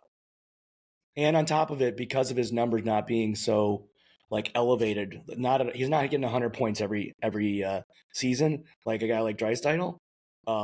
But the thing about Kucherov is he's a real team player, and he showed that in the Stanley Cup, both Stanley Cup wins and even the Stanley Cup loss. That Kucherov in the playoffs is a nightmare to play against. Yeah, he's just and with him with Braden Point, and like we talked about kind of how teams are constructed a little bit with Vegas and LA and stuff, and Dallas even to an extent. But you look at how that team was constructed and sort of the middle out, with Vasilevsky, and you need to have an elite player at every position, because if you have an elite player that's on the ice basically the entire time, you have Vasilevsky, you have Hedman, then you have Point, you have Kucherov and Stamkos, and Stamkos and Kucherov kind of traded some pretty severe injuries, but Kucherov is he's such a good hockey player. And actually, it's funny. Jack Hughes talked about his major influences, and he said Kucherov is number 1. Yeah, yeah, and probably Patrick Kane. But they're both kind of they're kind of in a similar vein, I think, like that. And look, they're not big guys that are going to be pounding the blue paint. They are perimeter-ish players. They'll cut to the middle sometimes, but they're not getting into the mixer like Merles calls it. But they're his like Gretzky's wheelhouse is behind the net. Kucherov's is those right hash marks. Like he could just dish from there like just an absolute magician. Which is exactly what I said. Crosby should start readjusting and be around there instead of in the corner like he is now. I wonder if Sid, like, what do you think about that? Like, do you think some I like just don't because know if he's. I Crosby? just don't know if he's that kind of shooter. You know. I don't think he is. That's the other thing that Kucherov has is he is an unbelievable one timer. Oh, like this last week, there's so many highlights that have happened in the last few games for them. The rips across. If the puck gets to him cross ice, he's literally gonna throw it through the net. It's in the back of the net, yeah. And it's a rocket too in the top shelf, and that's something I Very think that a Brett Hull lot of of him. I think it reminds me of that's Brett Hull a interesting. lot. That's actually his motion kind of it looks a lot like that. Teams have really started leaning into these cross crease passes and these sort of cross seam passes Right. because these goalies are so big and so athletic and so good now. That's really kind of what's beating them. And if you look at like the overall league numbers, I think the scoring is up again this year. Yeah. And so you look at some goalie statistics and like you see there are a ton of goalies that have a sub 900 save percentage, Yep. but they're not that bad. It's just like these. No, I mean, all you so have to do good. is look at like the scores. Like just one ended this now. Like the Blue Jackets play the Blues 5-2. 5-2. Very little game. I'm not seeing many games that are like 3-1, 3-2, 2-1, 1-0. Everything's like over 5 goals. Yeah. The over I dabble a little money on the sports book every now and then for fun, and I'm not putting my mortgage on it or anything, but I'm just taking overs almost all the time. Like they just hit. Yeah. It's crazy. And the funny thing about overs is because the over is always 6.5 usually. And if a game's 3-3, 3 plus 3 equals 7 is as some gambling people say. So, Well, yeah, Kucherov nasty. Curious to see what Connor McDavid's been creeping up the scoring list. I'm curious to see. Well, the thing is with Connor McDavid, that's I could sit. I've been like hammering down the Oilers for the last few weeks. What did the Oilers do to you, man? Because Connor McDavid just doesn't have any like charisma, and I think that, and I want, because he's the best player in the world, I want him to have charisma, and I want him to be like LeBron and being able to talk on the media with a little charisma. He just doesn't have it. He's like, he's like everyone's like, like your best friend's dad. That's just like nice, You just don't like Nickelback. You can admit it. You can admit it. Maybe that was the thing that took me over the top. The greatest Canadian band ever, Yeah. Or maybe second to Celine Dion. Oh. But well, so like I'm looking at the NHL app to see if he scored tonight. But like I want to see if he had any assists on any of the goals. I have to like click into the goal, then it makes you watch an ad, and then you can watch the video for the ad. Like, what is this app? Like, make it stop. But the good thing is we know people involved in the NHL, so we do. Yes, maybe let's tell them about it. I think Tomo just does the web stuff. I don't think he does the mobile. One thing I wanted to mention in my happy list. There's 2 things that I got left. One is the IHF has announced that they are mandating neck guards throughout all international play, just in time for the World Juniors, which is coming soon. Boston College has half their team on the World Juniors for USA, so it's all good. The question is, and let me know what you think about this, Tim, like, when's the NCAA going to follow suit with this? They should. I'm surprised they don't already. Like, I think a lot of these kids might come back from this tournament and just keep them as part of their uniform. I think one of the more bigger issues was there's a shortage, an inventory shortage of neck guards. But because TJ Oshie's company War Road, which I love, that's an American company. I love his, but they're like they're like twice the price. Yeah. And maybe since the World Juniors is in Sweden, and Peter Forsberg's a big name on A. Kane, who makes a pretty cool I've seen shirt. So maybe that'll. Do you use one? I want to use one, but like you just said, I can't. They're all out of stock. Yeah, they're out of stock, or like $200. I want to get like I don't know what San Jose's are doing.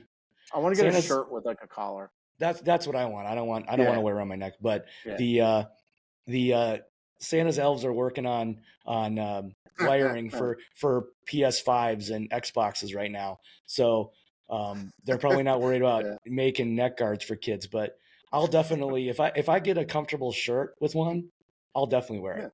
Yeah, me too. Like, there's no reason not to. Like, it's unbelievable. And there was another incident in another game that a kid, his neck was saved by it. Yep. And I just read a story in Europe. I think it was a guy in Norway. Someone, a skate cut through his chest. It's like, I don't know if this stuff is getting more publicized or it just happened to randomly happen, but I think it's it's just getting sometime more publicized. I mean, probably, yeah. don't get me wrong. I want to tell people too, and I said this before when I talked about neck guards, is that this stuff is is ultra rare. But that Yeah, also is why we wear the equipment, is to protect those ultra rare possibilities. it would be less rare if we didn't wear this stuff. Well, and a Like, lot of us guys that play beer league, how many of us wear shoulder pads? And I mean, yeah, I with that don't. guy, I kept wearing them because of Chris Pronger, because he took that shot to the chest.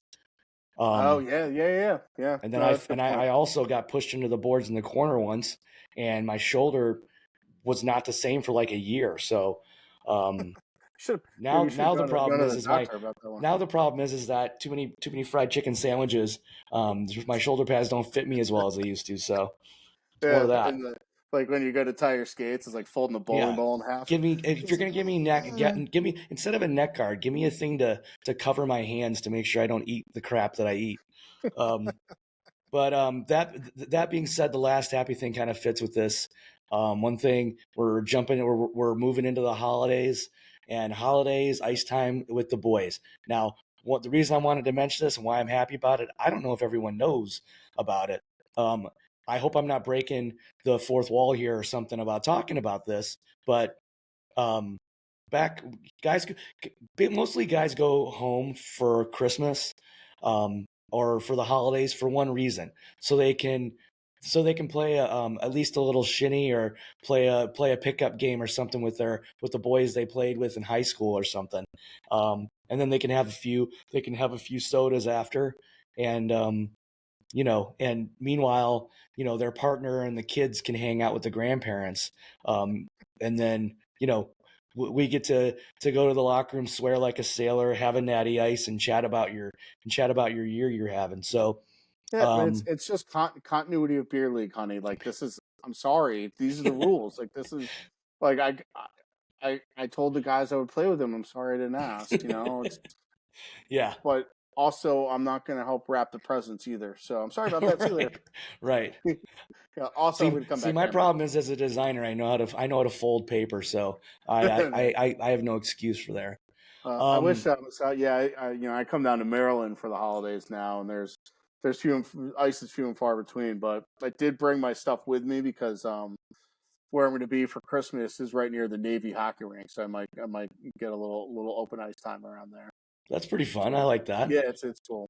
I've seen photos of it too. It looks like a nice arena. So it's a cool rink, and it's actually so my parents, they host midshipmen, which are basically freshmen at the Naval Academy. mm-hmm. So they come over, they it's kind of a way for them to get away from the academy and the sort of military life. But one of the midshipmen that's staying with them is this girl from Tampa. We were talking about this before about hockey being everywhere, and she's on the women's Navy hockey team. So I got another hockey player in the house. I got to battle with.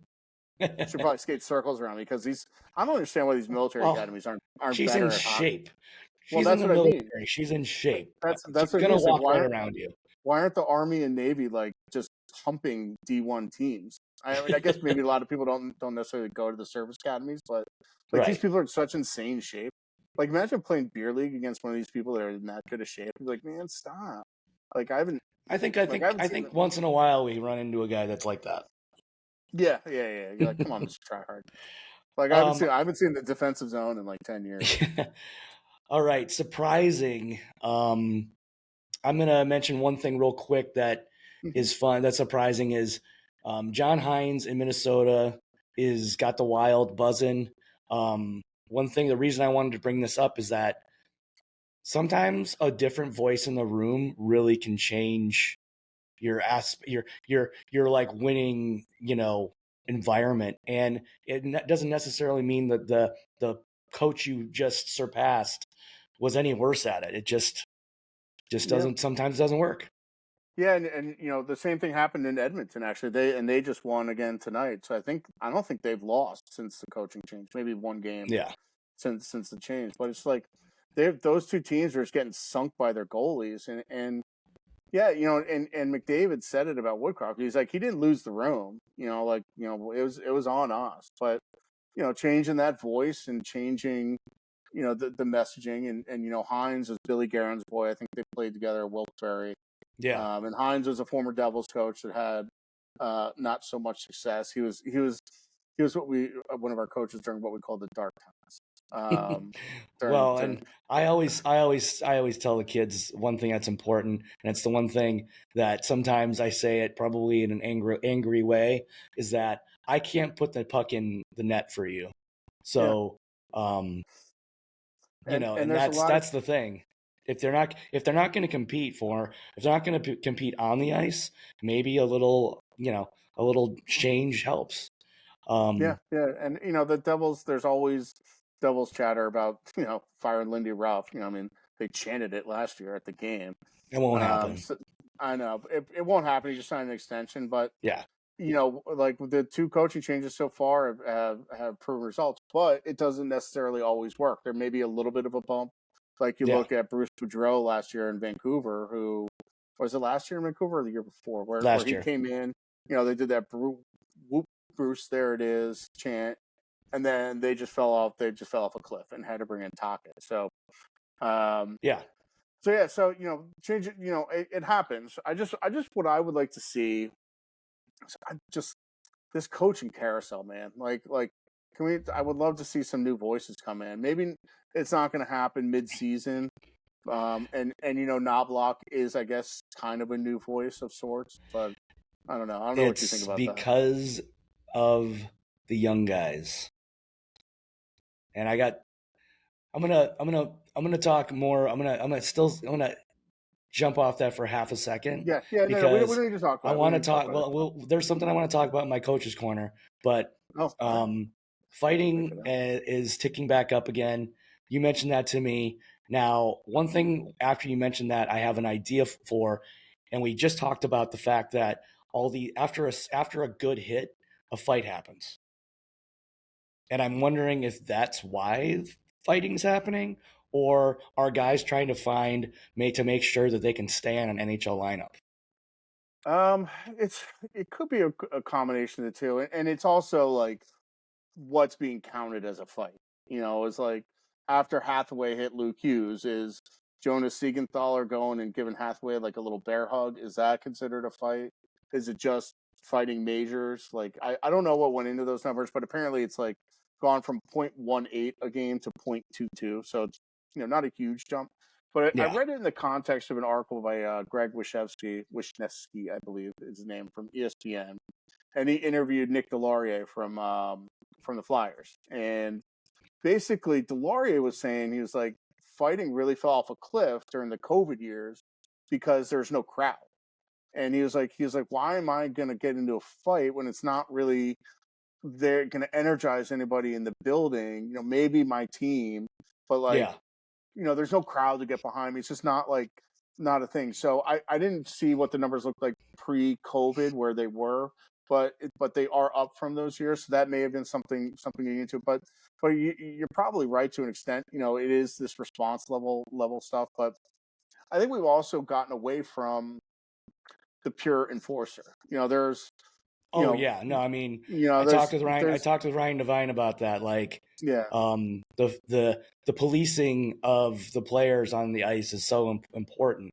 I don't know if we need like we had in the 70s or even the 80s, but it is important, because the problem is that happens is in leagues like the KHL, where if you take your gloves off, you miss 2 games and you get a fine. Now I'm seeing in the KHL, and if anyone that's familiar with the KHL, because the KHL doesn't do much coverage in English, can tell me this, is this. I saw a KHL fight online, and the guys that were fighting had one glove off and one glove on. Is the rules say they have to lose both gloves for them to lose games. Oh, really? It was the weirdest thing That's I've ever seen. Like, I've never seen so people funny. fight with one glove off. It's just like, and you wonder who, like, you know, because fighters always tend to be actually like pretty intelligent people. Like you look at George Parros, who went to Princeton. You Yeah. know, like you wonder who the one fighter was. Like, wait a second, I found a loophole in this rule.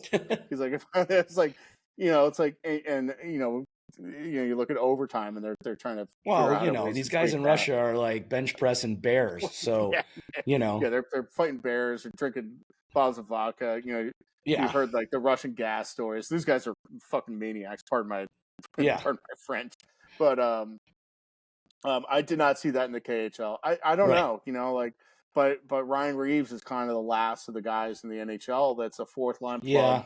plug. That hopefully he Well, doesn't listen to this and also, come this find me. guy for the Ducks too, the Delorier is kind of that way. Yeah, But a little bit, but he can kind of put the puck in the net. But like to right, your classic Red Wings, people are like, oh, Joey Kosar, Bob Probert were goons. Like Probert was putting in like 25, 30 goals a year. yeah. The thing about Proby that is tough, and that people outside of the Detroit Red Wings like craziness that I'm in, is that Bob Probert did score, but Bob Probert was the only one that did. There wasn't Yeah, like there wasn't any other fighters that were like, making all-star games and stuff. so Bob Probert Probert was did. putting up 25 and Kosar was putting Yeah, up 2, and they're like, John Scott made the yes, yeah. all-star team because the players wanted him there, and Well, yeah, fans. that was that fan vote, and then they like Right. sent him down to the AHL to like tweak the fan vote, and the fans Yeah. are up in arms. What But a I mess that mean, was. it just doesn't happen. But now you got But guys like, that are gritty, that are like, the difference now is not fighting, it's more about a gritty hockey player. A yeah, guy that's yep. gonna irk you, at the guy that's gonna anger you, the guy that's hard to play against. That's why people hate Marchand. That's why people hate Tom Wilson. But in the same sentence, and there's not one person that couldn't say this, you would love them if they were on your team. Absolutely, 100%, 100%. I Like absolutely hate them, but Tom Wilson's just an absolute unicorn in this league right now. Like I don't really like he's a huge dude too. He's yeah, 6'4", I think like 230, and he's can put up 20, 30 goals a year. Like that just doesn't happen anymore. yeah, And I think you actually said a very key phrase, um, is being hard to play against. It's so important. Like keeping those gap controls and not giving up space, and just you're always on top of someone, and that's like you look at like good Selke winners. Patrice yeah, Bergeron, his positioning was just perfect. Nico Heischer's a lot like that. Kopitar's a lot like that. Barkov's a big dude too, and he's like that too. Him and Barkov and Kopitar should win the next couple Selke awards yeah. until they go away. But it's just being hard to play against.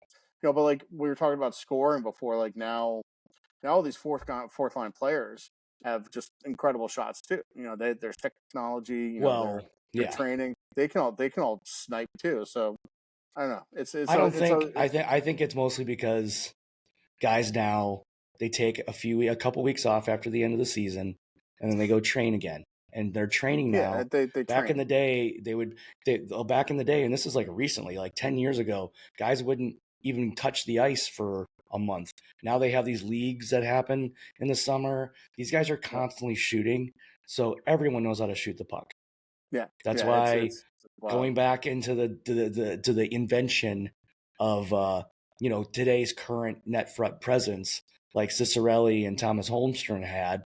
And Cicerelli was great with it when he was with the Caps, and even better when he got with the Red Wings. But you gotta, every coach now knows about, like, most power play guys talk about who's in front of the net. Someone's got to be in front of the net, because if goalies are so good and so athletic nowadays, in the last 20, 30 years, if they can see it, they're going to stop it. Yeah, exactly. Like that's Kreider and Pavelski have Pavelski has extended his career probably 3-4 years just because of his ability to tip pucks. Well, and I've been blessed to be able to see David Perron. David Perron, if the puck is near him, he'll score. And yeah, it's not pretty. Really underrated player. It's not pretty either. It's like garbage goals off of his skates. It'll hit his chest, and then he'll wait till it hits the ice, and then backhand it and just try to get it there. He's not. There's nothing pretty about his game, but he is such a net front like threat that he's great. Gives Yeah, other they don't guys say how space they too. don't say how, they say how many. Yeah. Not surprising. I'm going to talk about this because we kind of already touched on it. John Tortorella basically talked about the one thing that we've been kind of back and forth about, Yeah, which is when when a guy has a good hit, it turns into a fight, it turns into a scrum. And back in the day, that never happened. If you got hit, you kind of put your tail between your legs and went and sat on the bench and said, "Oh, that guy got me good." You didn't like try to go, or you went back, put your tail between your legs, and you're like, "What's that guy's number?" And then when you see the guy with the puck, yeah. he's gonna light the lamp, or you're gonna light his lamp, I should say. But it's just Tortorella's right, but those are those things that Tortorella can't let go of, those old school things that are a part of his coaching. So Look, you and I both agree with him. Like, I think it's a lost element in the game, and honestly, like, with it being taken out, players aren't protecting themselves as well, and their players are going to get hurt by not understanding that. Like, how many careers were ended by just a perfect example is Lindros, and I think they actually talked about this on Chicklets. Is Lindros is so much bigger than everybody and so much better than everybody coming up through juniors that he could skate through the middle with his head down, and people would just bounce off of him. And once he got into the national and started playing against some big dudes, and Scott Stevens, just licking his chops like, I'm going to hammer this big dude, and big tree fall hard, and unfortunately his career got ruined because of concussion.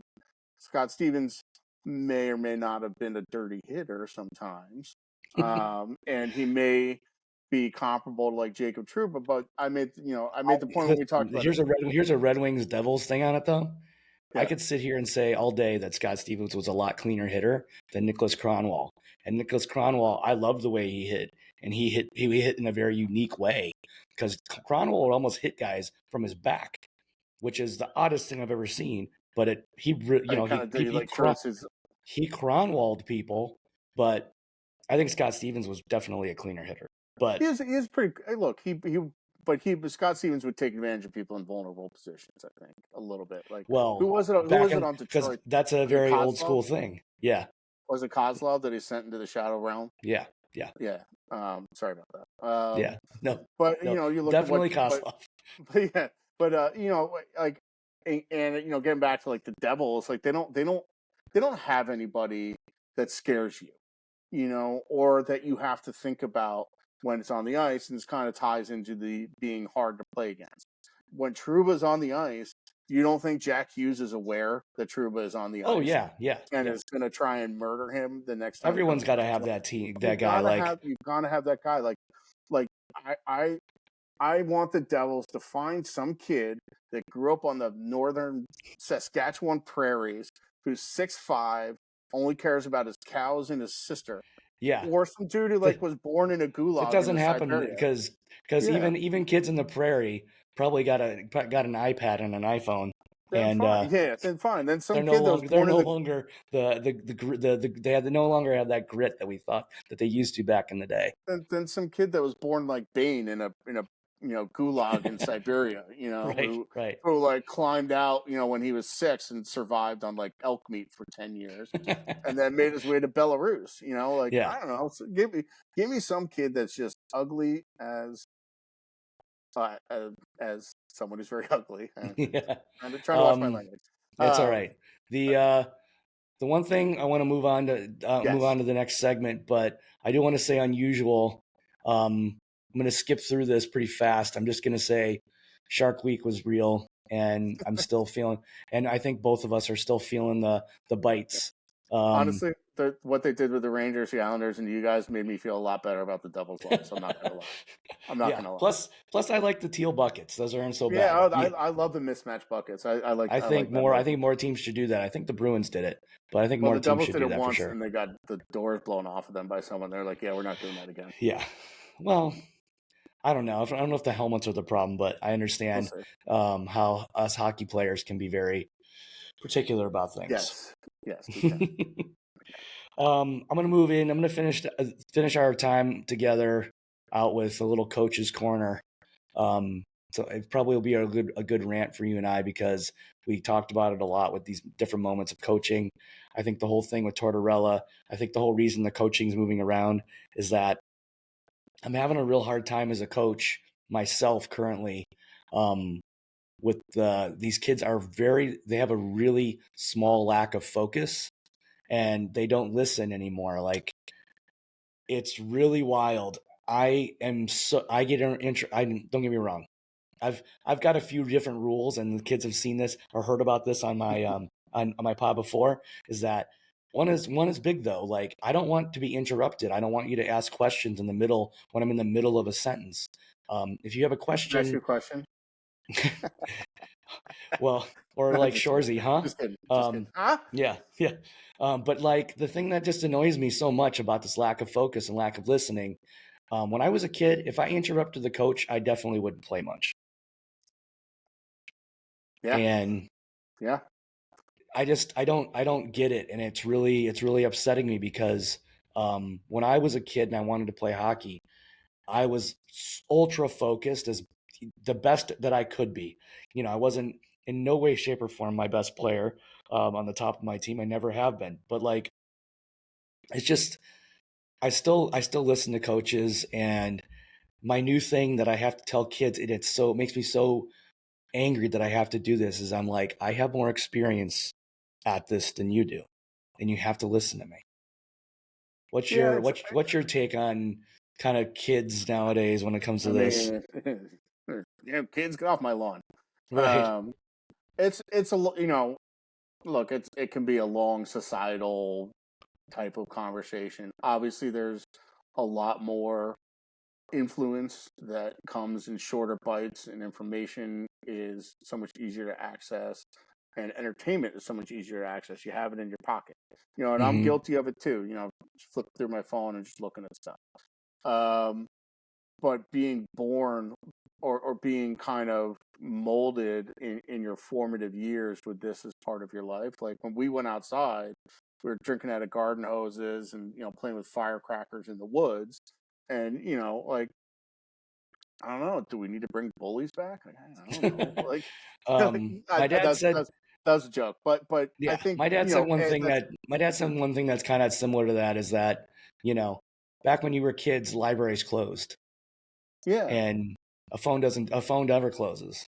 Yeah, it's just like we have everything right here, like, and it's so easy to get sucked into that. And I could see when kids with like your social life lives in there, with Snapchat and with Twitter, or whoever else they're communicating, I could see that being a real problem. And they're also communicating in short bits and short bites. They're not having conversations. Everything's a TikTok video or Snapchat, or a quick, back and forth. Or I somehow wound up following a bunch of kids on Twitter there because they're recommended to me, and just like weighing into their conversations on Twitter. I'm like, what am I doing here? Like, I'm reading like 14-year-old conversation on Twitter. I'm like, I gotta stop doing this.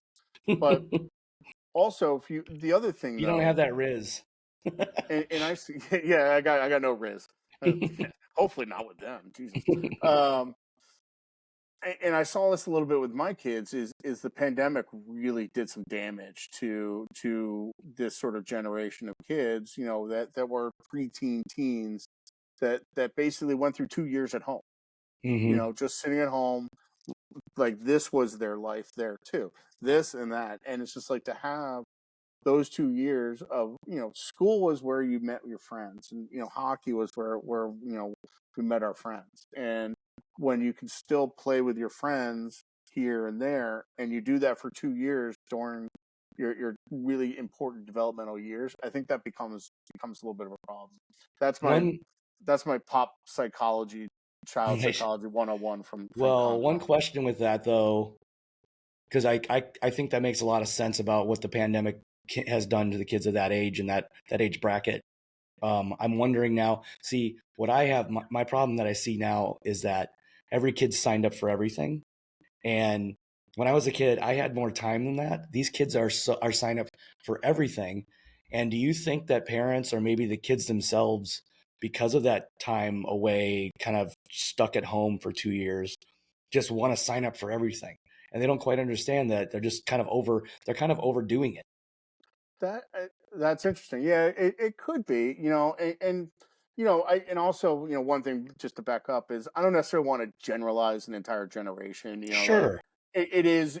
Look, there. Stereotypes exist for a reason. Like there are certain prevailing things about the sort of generation of kids. That are kind of generally universally true, but um it could be a bit of that, but it could also be parents being like, I didn't have this as a kid, and I want you Right. to be able to experience everything.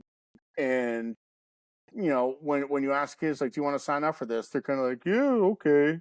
You know, Yeah. they don't say So no. maybe it's not And just the accessibility right, of the phone, it's just the accessibility yeah, and in it's general. just again, like you can get like there's so much to be able to do now that's now close. Like my dad could have told me, no, I'm not going to drive you an hour and a half to Philadelphia to play hockey. Like that's crazy. He's like, that's Right. crazy. I'm not going to do that because that's 4.5 hours of driving 2 days a week. My dad always yells at me. He's like, you ruined my Mercedes. I'm like, sorry, Dad. Like, yeah, Driving in blizzards when we're playing. yeah, exactly. He's like, do you know how many times I've been to Syracuse? I don't want to go to Syracuse anymore. I know. I Um, The one thing about the kids that I've been coaching too is that, some of them drive a mile or two away in New York City, and they're like, "Oh, the traffic's bad," or there's this," and I'm like, "Man, I think that that pandemic thing you're mentioning about really people have a lot of extra fear. I mean, kids have a lot of other things to fear, as we know, that the news has kind of given us over the years, especially recently. But like, um, I'm, I can't fathom the fact that I live a mile or less away from something that I can take a bus, a subway to. I've got a 40-pound bag that I could throw over anybody, and I got two sticks. I got two sticks that don't weigh anything that I know how to use. So, yeah, yeah. And maybe I don't know. And like I don't get into Manhattan much anymore because I work from home. So it's like mhm, like I don't really see what's happening on the streets necessarily. Like I don't particularly think I've been in the city a couple times in a week, and it's like I don't really see it as being all that bad. But like I don't know and who knows what these kids are telling them, but they also again going back to having access to so much information, that's every piece of information that's available too. Like that stuff was happening when we were kids. We just didn't know about it. right, Like I seem to remember like in my town there's a guy that like molested kids, and my parents were like, "Hey, just don't walk by his house." And he was like, "He lives on Main Street." right, It's gonna be. It's like, all yeah, right, just walk on the other side of the street. It's just like that was our parents' guidelines, and they're just like now like, okay, now get out of the house. We're gonna lock you out. right, right. So it's like it's parents, it's kids, it's all of it, but also like if you're not if you don't have like 15, 16, 17. How old are the kids you coach? Is that age? 15, 16, 17. Yeah, Yeah, and if they're not double A, triple A kids that kind of just doing this casually for fun, you know, they may or may not. yeah. But I mean, It's hard to say. It's I played house hockey as a kid. That's kind of where I started, and yeah, I get it. I think sometimes, and I probably take it a little too much. I don't take it off the chin and kind of just move on because when I was a house hockey player, that's all I wanted to do. But Yeah, yeah, I'm a little crazy when it comes to me and hockey. So yeah. um, No, I was the same way. I was the same way as you. I mean, we're the same age. I did the same thing. I just played a little differently. I just kind of that's all I you had wanted to better do. hands. I had better hands. Yeah, a better, I had better haircut too. We both know that. That's why I wear a hat, I But guess. I don't know the answer, but Right. I think we all kind of generally see it. It's just Yeah. like Well, what can we do about it? I don't think there's really much. I think it's just kind of this is I the think way it like is. anything, I think it's an adjustment. I think that's Yeah, basically yeah. Like we the long and short of it. just need to evolve. But Yeah. I feel like societally we are kind of going the right direction in terms of acceptance and inclusion and making sure that that everybody, is welcome and safe Right. in certain places. Those are the right societal decisions that we've been making. Yeah, the ball is moving forward there, but it's still got a lot. So It it's still got has a a long lot ways of to go. movement Still to a happen. long ways to go. Yeah. No, we don't need to talk about Right. political stuff. Well, Tim, this has been awesome. Yeah, man. I'm gonna do my little music thing. What song you got? Well, I'm gonna use the same band that I used last episode. Me, you, us, them. My friend Zach's the drummer. He's from Grosse Pointe, actually. Which Hopefully he wasn't on the team that kicked the crap out of us. No, he's a little younger than us. Okay. So, but that's a good question. I don't know. He's actually going up to Wisconsin to the National Pond Hockey Championship. So oh, no way. He'll be out in the woods. We didn't talk about that quickly. You see they're building those little ODRs. Oh, at UBS. Yeah. I want to see photos of it, but yeah, we can talk about that next time. For sure. We can talk about that. Yeah, talk about it next time around. We'll get a little 4 and 4 squad together for the yeah. Maybe we'll do it live. Yeah. But again, thanks, Tim. Guys, don't forget to subscribe or comment below. There's some interesting stuff afoot. I have built a website, and thank goodness the URL crossicepass.com is available. So when this episode comes out, that site should be live, and you'll be able to access all the good stuff through that. So you didn't do the PWHL thing where you pick the name and then you're like, uh-oh, nobody likes it. Well, they don't even know their name, so that's another story. That's for another day. Story for another time. Yeah. I gotta hopefully come back soon, brother. This is like